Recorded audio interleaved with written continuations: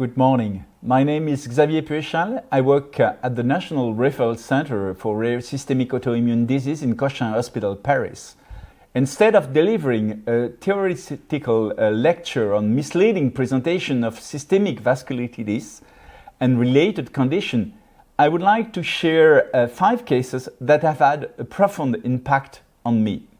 So the first case is a 20-year-old man who was referred for vasculitis and febrile oligoarthritis. A few days earlier, the onset started with joint pain, myalgia, and dyspnea in a febrile context. His past history, he had a past history of intravenous drug use with hepatitis C diagnosed 3 years ago, but with no hepatic biological disturbance. When he arrived, he was in poor general condition. He has fever at 39 degrees Celsius.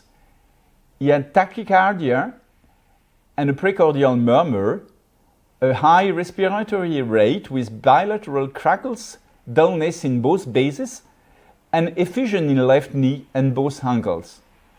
He also had purpura of the lower limbs. The knee joint puncture yielded sterile inflammatory fluid. And here is the chest X-ray showing bilateral pleural effusion that you can see much more easily maybe on the CT scan. But on the CT scan, you can also see some excavated nodules. You have one here, one here, one here, maybe here, and also a large excavated nodule on the other side. When you perform a pleural punction, you add also an hemorrhagic fluid, but which remains sterile. Here are the biological tests showing low platelet level and mild anemia with a proteinuria, significant proteinuria, but with no hematuria. ANCA tests were negative, as were hepatitis B and HIV, and you can see that this patient has a mixed cryoglobulinemia of type 3. Total complement and its fractions were elevated, and the marker of hepatitis C were positive, but with no hepatic biological disturbance. The skin biopsy confirms the leukocytoclasic vasculitis. So what's your diagnosis? Do you have any idea? This patient has cutaneous vasculitis, arthritis, pulmonary cavitary nodules, and probably extracapillary glomerulonephritis. So I'll leave you 3 seconds to say what's your diagnosis. Was it granulomatosis with polyangiitis? And in fact, it was a tricuspid endocarditis with positive blood culture for Staphylococcus aureus in a patient who was still a drug user with cutaneous vasculitis, disseminated pulmonary abscesses, aseptic oligoarthritis, and acute glomerulonephritis, which was probably infectious, but we did not perform any kidney biopsy in this patient. So a few comments. The outcome was entirely favorable with antibiotics and several pleural drainage procedures.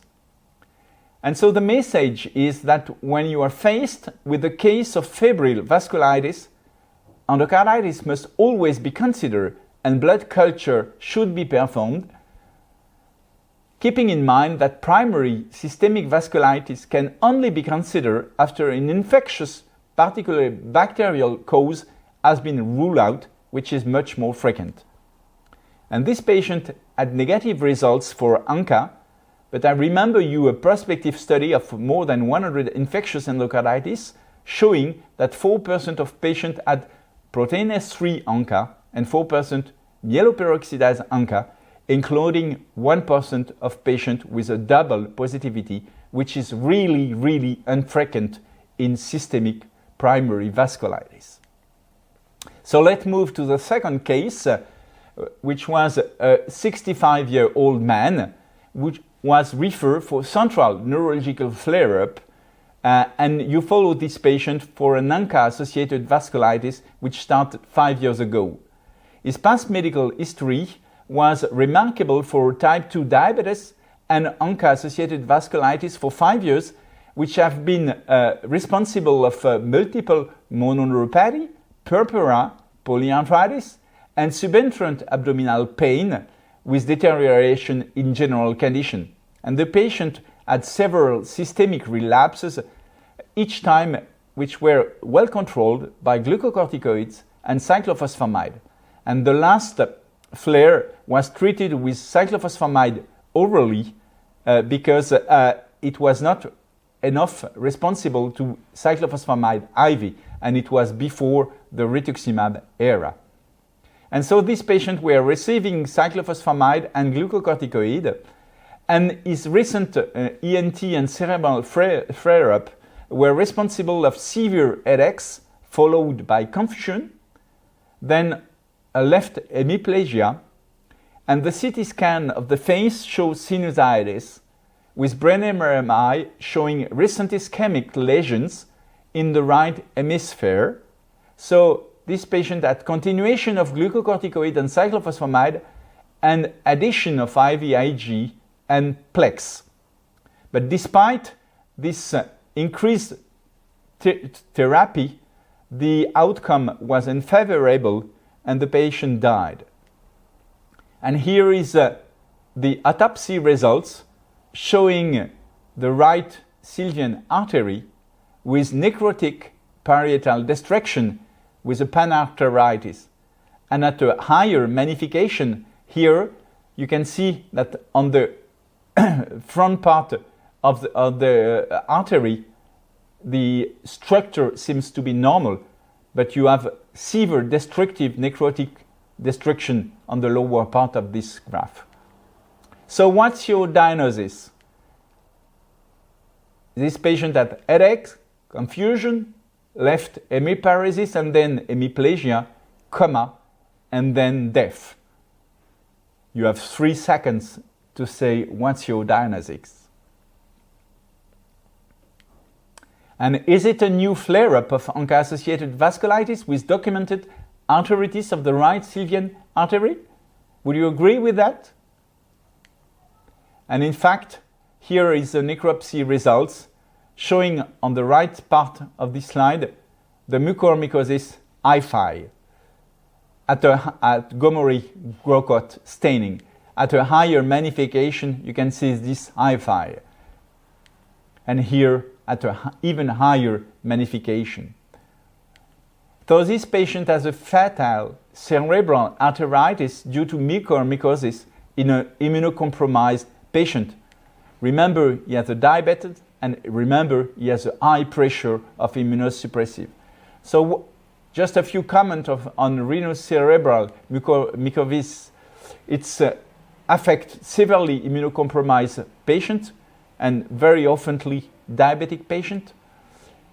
Patients are very oftenly diabetic with sinusitis, as it was the case in this patient, and with mycotic cerebral arteritis, which were responsible for repeated strokes and the fatal hemiplegia. We can also discuss in this patient the role of mycotic emboli in recurrent strokes. And what should we have done? Probably a nasopharyngeal biopsy, because that should have led to diagnosis with ENT examination with large samples. We have also seen whether or not there were other vasculitis lesions at autopsy, but there were none. A few comments. Infection is the first pitfall of systemic vasculitis, and a large number of infections can cause vasculitis. So for you, any suspicion of a vasculitis flare-up must first rule out infection, especially if the patient has immunosuppression, if he has fever or atypical symptoms. Let's move to the third case, which was a 31-year-old man referred to you for ANCA-associated vasculitis. His past medical history was not remarkable, except for surgery or a traumatic rupture of the biceps tendon. He lives with his partner, 2 daughters and 3 cats, and his mother has diabetes and coronary syndrome at age of only 34. His recent history starts in September 2024 with deterioration in general condition, with a weight of 7 kilograms and night sweats. 1 month later, he developed progressive worsening of dyspnea, and his GP discovered systolic murmur, hepatosplenomegaly, and sees fever and purpura. As you can see, there were an increase of his creatinine level from 120 micromole in November 2024 to 443 in December 2024, with significant proteinuria and hematuria. He had rheumatoid factor and typed cryoglobulinemia at a low level with normal complement level and a high level of proteinase 3 ANCA, more than 1000, and the threshold is at 20 units in this lab.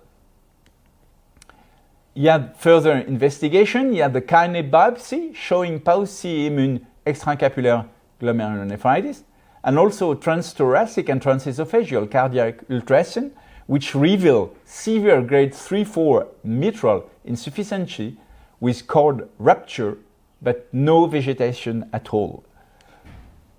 So, what's your diagnosis? Would you agree with the diagnosis of proteinase 3 ANCA granulomatosis with polyarthritis, presenting with purpura, extracapillary glomerulonephritis, which was documented, fever, and complicated by specific mitral cord rupture?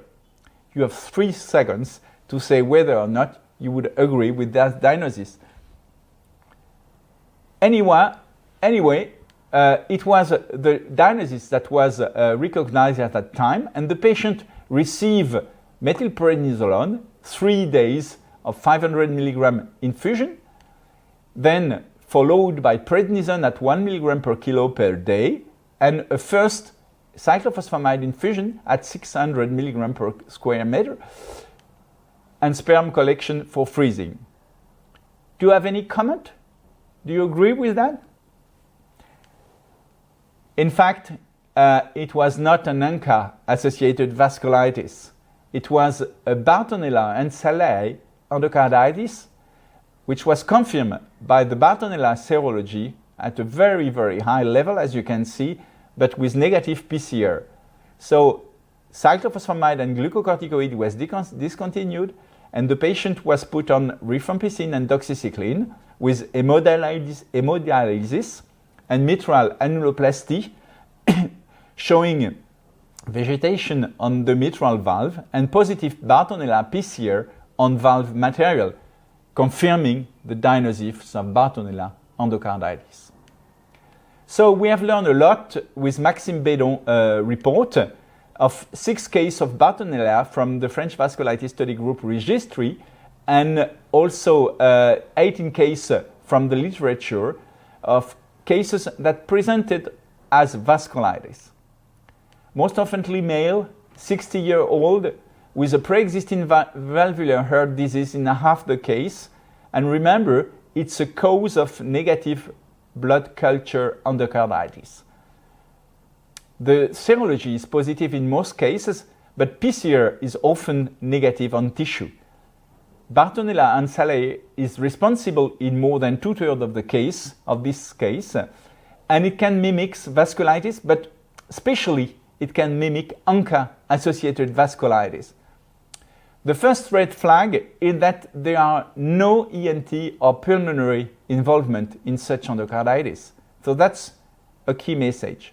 You can have fever, you can have purpura, you can have arthralgia, and you can have kidney involvement with the mean creatinine level of this patient being higher than 200 micromole per liter. And this patient, in 80% of the case, have positive proteinase 3 ANCA test results. The second red flag is that hypocomplementemia can be found in 80% of this case. So remember that it's very unusual in primary systemic vasculitis to have hypocomplementemia, and that should raise the diagnosis of infection. And also another risk flag is that when you perform kidney biopsy, it's a proliferative glomerulonephritis in most cases, crescentic in most cases also, but with complement deposit in most cases, but you can have also a negative immunofluorescence. 29 of these cases are post-immune glomerulonephritis. So that's the third red flag of this patient.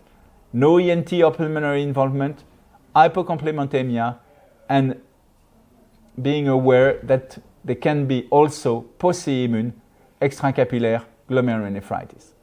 Let's move now to the fourth case. It's a young lady, 20-year-old, which consults for hives and polyarthritis. For the past 5 months, she had a hive, and the biopsy showed that it was leukocytoclastic vasculitis. She complains of arthralgia of both wrists, but on a physical examination, you had a limited movement in both wrists and shoulders, but no synovitis. She loses 5 kilograms, and here is her purpura that you can see here. So there is no doubt that there is a purpura. And here you can have some maculopapular, also rash, on the elbow. And here, her chest X-ray, showing a large nodule on the right part of this X-ray. So what's your diagnosis? Would you agree with a deficiency of adenosine deaminase 2 because she's young, because she has vasculitis, cutaneous vasculitis? Would you agree with the diagnosis of granulomatosis with polyangiitis because of the association of a cutaneous vasculitis, arthritis, and pulmonary nodule? Or would you prefer a diagnosis of IgA vasculitis because of the association of a cutaneous vasculitis and arthritis, and because it's the most common cause of vasculitis? So you have 3 seconds to vote. In fact, the diagnosis came from this brain CT scan showing metastases. So it was a pulmonary adenocarcinoma revealed by persistent and recurrent vasculitis with joint involvement, but it was not synovitis, it was a complex regional pain syndrome, former reflex sympathetic dystrophy, with deterioration of general condition, which should have lead to the diagnosis, and brain metastasis. So the second message is that cancer is the second pitfall of vasculitis. And when we look to the literature of the vasculitides associated with malignancy, you can see that it's quite rare because the French vasculitis registry collected over 10 years only 60 cases of such association of a vasculitis in patients who were not in remission of their neoplasia. And you can see that 1/3 of these patients had solid tumor, 1/3 had myelodysplasic syndrome, and 1/3 have lymphoid neoplasia. So 1/3, 1/3, 1/3. But the most frequent and most severe case are myelodysplasic syndrome associated vasculitides. Let's move now to the 5th case. So you have a patient who is referred for a diagnosis of suspected granulomatosis, and that's what you observe in his mouth. So what's your diagnosis? You have 3 seconds, and I am sure that you will find immediately what has this patient. Of course, it's cocaine-induced midline destructive lesions, which can mimic granulomatosis with polyangiitis in a cocaine addict man. What about midline destructive lesion? They can be debilitating, as you can see here, because it's the same patient with a progression over 1 year, and they can lead also to bone destruction, which can extend to the base of the skull. And if you perform histologic, in most cases you will have non-specific inflammatory and or fibrotic lesions, but you can also find some leukocytoclastic or necrotizing vasculitis with microabscesses. ANCA is positive by immunofluorescence in more than 80% of the case, and you have to know that this patient may have proteinase 3 ANCA test result positive, with titers which may be comparable to GPA. So don't forget that could be a cause of positivity of proteinase 3 ANCA test. In some reports, the specificity of the ANCA have been said to be due to elastase, with in more than 70% of this case, the presence of ANCA directed against elastase, but in fact, in further literature, it has variable sensibility and imperfect concordance. You have also to know that this patient using cocaine have frequently levamisole adulteration, which is an antiparasitic still used in veterinary medicine to cut cocaine in most cases. And it can give you reticular or stellated purpura like that, often necrotic or bullous, with very specific location of hairs, like here, and when you have a patient with that, you have immediately to think about the diagnosis of cocaine-induced vasculopathy and vasculitis. It can affect cheeks and can affect legs too, with necrotic skin lesion, which can be diffuse, like in these photographs. And if you perform histologic, you will have thrombotic vasculopathy in most cases. But be careful, you can have also purely vasculitic lesion in 15% of the cases. You can have arthralgia, myalgia, fever, and also post-immune extracapillary glomerulonephritis, and 18 cases have been reported so far in the report of Antoine Neil in 2018. You can have a neutropenia, and there could be also production of various autoantibodies with MPO ANCA, which can be found at high titer. And what is very specific is the association of proteinase 3 and myeloperoxidase ANCA, which is never seen or nearly never seen in patients with primary vasculitis and should lead to consideration to the diagnosis of cocaine-induced vasculopathy and vasculitis. So in fact, when you have a drug user, you have on one side cocaine midline destructive lesion, and on the other side, the cocaine-induced vasculopathy and vasculitis. And the real problem for me is to differentiate between a true granulomatosis with polyangiitis, is a cocaine addict, from a lesion on the right part of my slide, induced by cocaine, adulterated by levamisole. So the third pitfall of vasculitis is medication and or toxic. And I put here the list of medication that most oftenly responsible for induced vasculitis and vasculopathy, including propylthiouracil, which can lead to a very specific mechanism of microscopic polyangiitis, but you can have also hydralazine, penicillamine, minocycline, and many other medication. Don't forget the levamisole cocaine, and that should be systematically investigated and considered, and especially in atypical case. So to conclude, here are my take-home messages. First, infection is the first pitfall that can mimic systemic vasculitis. Cancer and blood disorders are the second pitfall that can mimic systemic vasculitis. And don't forget medication and or toxic, because that can also mimic systemic vasculitis. I would like to thank you for your attention.